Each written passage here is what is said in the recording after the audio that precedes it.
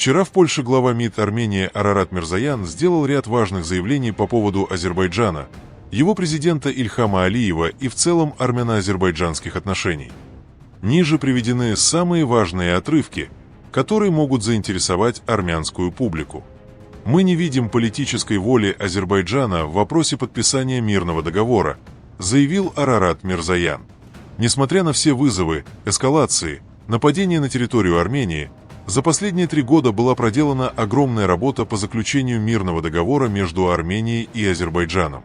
Об этом в ходе Варшавского форума по безопасности сказал министр иностранных дел Армении Арарат Мирзоян. Армянская сторона в ходе переговоров была очень конструктивна. Знаете, здесь есть как хорошие, так и плохие новости. Хорошая новость в том, что нам удалось добиться определенных успехов с азербайджанской стороной. Недавно мы приняли первый в истории юридический документ между двумя странами. Мы приняли регламент совместной работы комиссий по делимитации границы. В этом документе нам удалось договориться, что основой делимитации должна стать Алма-Атинская декларация 1991 года, что действительно является достижением. Не вдаваясь в подробности, отмечу, что в Алма-Атинской декларации, принятой 12 из 15 республик Советского Союза, среди прочего зафиксировано, что республики признают прежние административные границы, которые были во времена Советского Союза в качестве международно признанных межгосударственных границ. То есть это означает, что у нас есть граница с Азербайджаном и у нас есть прочная основа для делимитации этой границы. Это хорошая новость, пояснил Арарат Мирзоян. Он добавил, что плохая новость заключается в том, что есть и другие темы, по которым стороны ведут переговоры, в частности, мирное соглашение между ними. Представьте, что у нас сложилась ситуация, когда мы почти доработали текст мирного соглашения, есть проект соглашения, но мы его не подписываем, сказал глава МИД Армении, подчеркнув, что азербайджанская сторона не желает подписывать документ, приводя те или иные причины и каждый раз представляя новые предусловия. Министр иностранных дел Армении сообщил, что азербайджанская сторона считает, что для подписания соглашения необходимо согласовать еще ряд вопросов.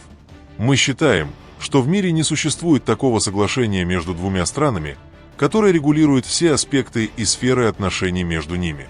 Между тем, для начала мы можем подписать этот достаточно серьезный документ, а затем продолжить переговоры по остальным вопросам. Мы не видим здесь политической воли Азербайджана. В конце Арарат Мирзоян добавил, что существуют серьезные опасения, что Азербайджан попытается реализовать новые военные планы против Армении, подытожил Мирзоян. Постскриптум. Все указывает на то, что наши предположения верны, и Алиев может предпринять атаку на Армению либо после КОП-29, если будет уверен в успехе краткосрочной локальной операции, либо весной. Однако Алиев может решиться на нападение только в том случае, если на выборах в США победит Трамп. Это маловероятно, поэтому мне непонятна логика Алиева, какое время он считает для себя оптимальным для атаки. Нападение во время или после КОП-29 возможно лишь в случае победы Трампа, ведь климатический саммит состоится уже после выборов.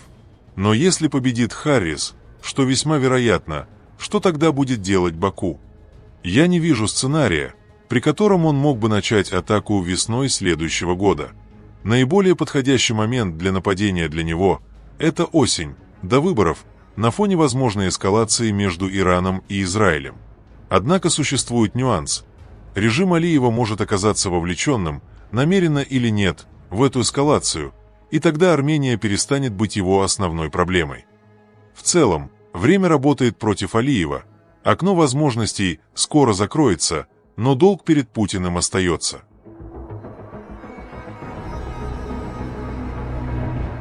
Согласно заявлению пресс-секретаря МИД Азербайджана Айхана Гаджизади, его удивляют слова помощника госсекретаря США Дафны Рэнд.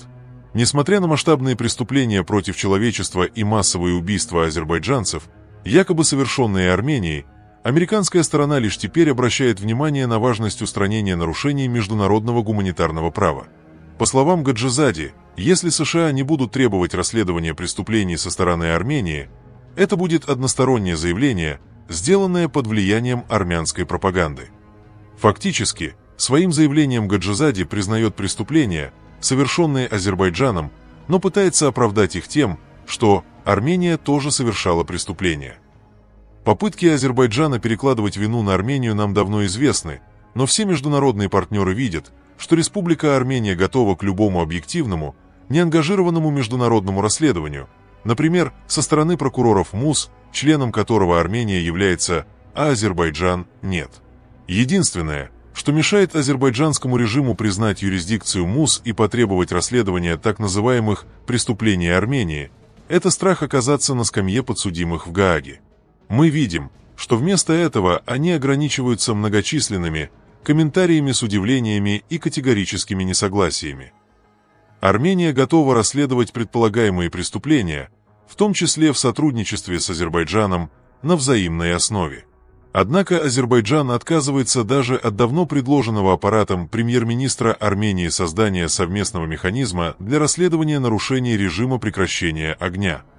Ведь кто, как не они, лучше знают, что их заявление – абсолютная дезинформация. Каждый раз, когда представители цивилизованных стран осуждают Азербайджан за геноцид, этнические чистки, убийство мирных жителей, зверство, уничтожение культурного наследия и другие жестокости против армян, в Азербайджане тут же вспоминают о 30 годах якобы оккупации Карабаха. Со всех сторон слышится, почему армян никто не осуждал и не наказывал за эти 30 лет. Этим Азербайджан пытается скрыть истинное положение дел и увести внимание от сути вопроса. Но чем усерднее они стараются, тем громче звучит правда. А правда в том, что 30 лет назад цивилизованный мир понимал цели Азербайджана. Всем было очевидно, что его целью было уничтожение и изгнание армян из Арцаха. Также было ясно, что действия Армении и Арцаха были направлены на защиту от геноцидальных действий Азербайджана. Это значит, что все происходившее было правомерным и соответствовало праву на самозащиту от уничтожения. События 2020-2023 годов подтвердили правоту цивилизованного мира. Поэтому сегодня он осуждает Азербайджан и призывает его к ответственности. Вот и весь простой ответ на азербайджанский вопрос. Почему 30 лет? Потому. И чем громче этот вопрос звучит, тем громче раздается ответ. И в завершение сообщим о важном заявлении СНБ Армении.